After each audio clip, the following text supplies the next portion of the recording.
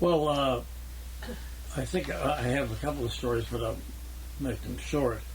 One, we were playing baseball out in the backyard, and I remember Ted just turned to me. I don't know why he did this at the time, but he said, by the way, he said, I'm not going to be a teacher, which of course he's a great teacher.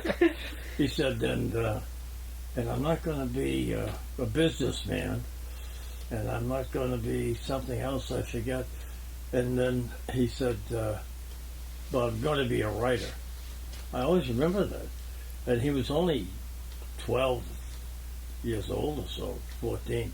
I said, oh, really? Oh, he said, I'm not going to be an altar boy, because I had been an altar boy for years.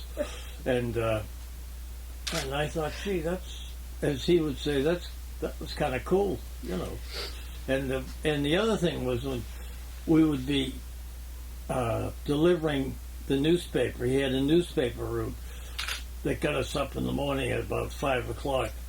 So I'm driving him around and hitting, and then I hit a couple, knocked off a couple of houses. And then I realized that whose newspaper route is this? Is it his or is it mine?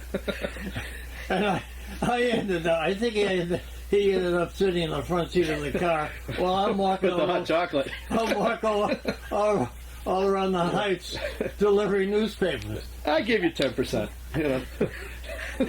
So those were a couple of thoughts I had. Those are great.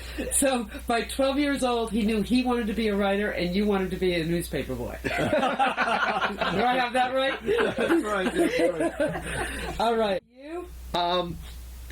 Again, there's so many stories, but I think one of my favorites is I would come down. My dad, obviously being a writer, he taught us writing, but he loved movies. We would watch all the old movies, and then, he'd say, oh, yeah, Humphrey Bogart, and then he was in this movie and that movie, and he'd do that kind of thing, and I loved it. But I remember clearly one night he was watching To Kill a Mockingbird. That ended up being one of my favorite movies of all time and favorite books. And it was a late night, and my mom, I don't want to make her the bad guy. She said, go to bed. And I snuck down, and I got under the couch, and I was watching the movie screen, from the TV, not movie screen, TV screen from there. And all I remember is waking up the next day and not knowing how I got there. And I knew my father had let me watch the movie. So that was one thing. Another thing, though, since we have it on tape, is back in the day, you didn't have Twitter, you didn't have Facebook, you didn't have all that stuff where if there's a snow day, he would say to us, because he taught, you were teaching at Falmouth High at the time? Falmouth High. He didn't teach that. Sandwich High, yeah. Before Mass Maritime. And it was a snowy night, and I remember him coming in, and he's like, let's go sledding. And we're like, great. And I said, yeah, but Dad, what? It's kind of late. He's like, oh, there's going to be no school tomorrow. So my sister Sarah and I went Falmouth Heights Hill, sledding with Dad, we're having the grand old time. And the next morning, he tapped me and he said, hey, buddy, you got to get up. And I said, why? He's like, you got to make the bus. I said, what do you mean make the bus? There's no school today. And we looked out the window, and it had rained overnight. And I was like, oh, you got to be killing me. I know, yeah. I always remember that. And that wasn't just one time, too. He was like the worst weatherman. Every time, he was like, well, no school. But the best part was, he also had to get in his car and drive to Sandwich High, because you couldn't really be mad, because he was like, I know, I messed up again. So those are a couple. Those are great. You ready? Yeah. Okay.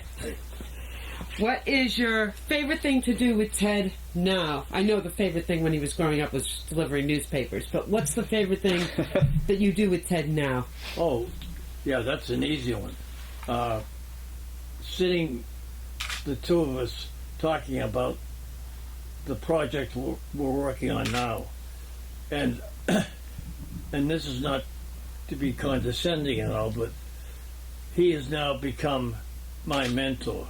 I've told people that. Yeah, I did teach him a lot about writing, not in a supervisory fashion, but just in conversation. But now he's talking to me about so I'll read a couple of pages of something I'm writing or have written, and he'll say, "Well, see, you can't do that," and he's always getting on me about not having an outline. Oh, yeah. I never use an outline, and I just let the characters eventually just bring me to that place. But he's a very disciplined guy, and he's got his outline. But anyway, it's talking about writing. We have a great time doing that, and he's always telling me that. Well, remember when you told me? He said, "Well, I'm telling you now," and I think that's our favorite time. Excellent. I hope it's okay to say talking writing. I really look forward to it. It's tough. Our lives get very busy. So it used to be probably maybe 3 times a week I'd be over there. And now it's something that I feel like, I haven't seen Dad to talk writing. And then when I do, it's just this wonderful feeling. And arguing isn't the word, because we don't argue. We laugh at each other in our different ways. Because I tell him, I'm like, "Dad, you need an outline." And but if he was in my writer's class, I would actually say that's a writer's choice. So it's kind of funny, but because it's my father, I'm like, "You got to get an outline, man." But he is the best description writer I've ever read. He can write about a scene in Ireland, and you're there. And so I'm constantly learning that, because that's my weakness. My strength is plot, so I'm always like, you got to get the plot going. So talking writing with my dad, talking sports, but we never watch sports together. So people who might see this might, they're so happy. I stopped watching sports with this guy back when Bill Buckner, the play. And You're not going to go into that, right? I'm not, but no, I want to go into it a little, because it was right before that inning started. He goes, "Well, they're gonna blow this one," and I said, "Come on, they're ahead." And, everything looked great. I was 14, so everything looked beautiful in the world.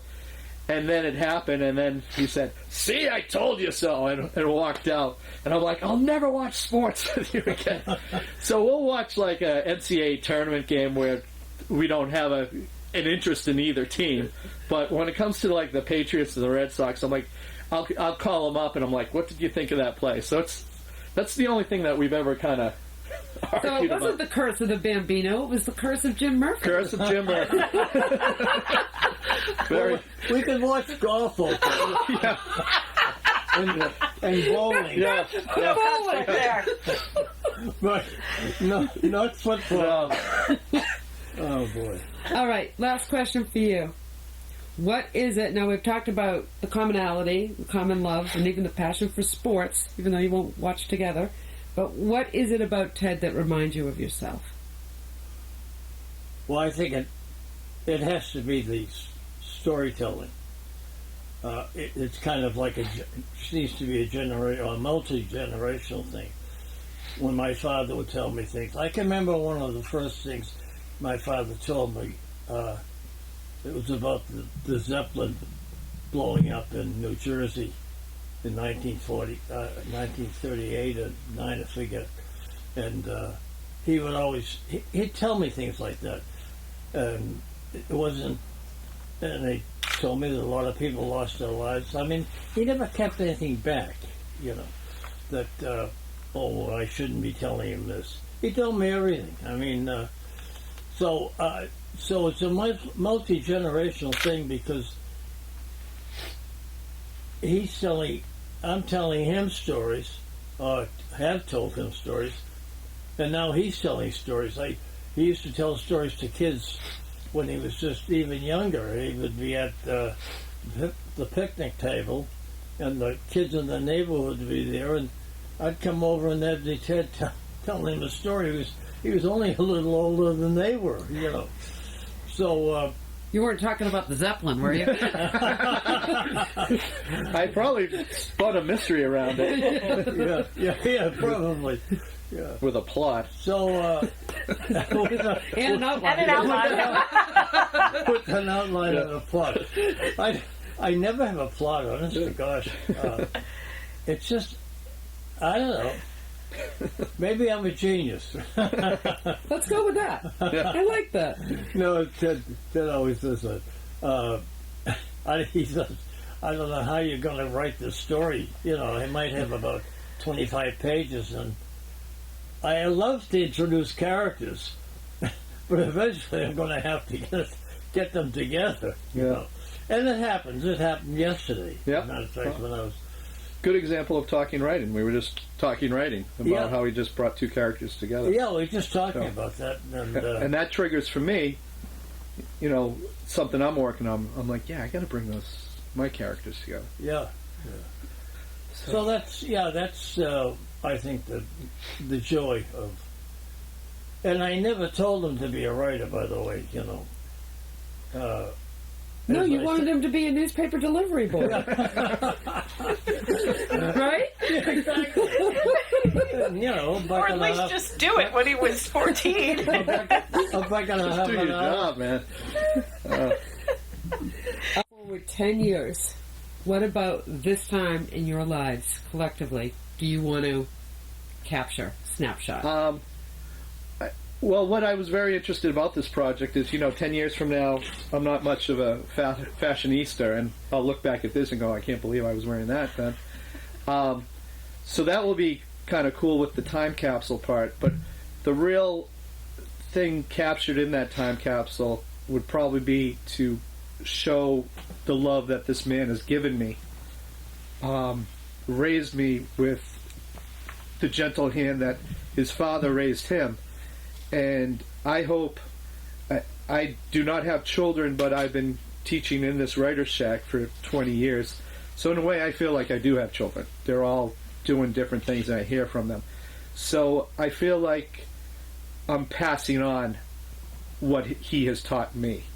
And I hope those now they're young people, some of them, they're going to bring that into their lives.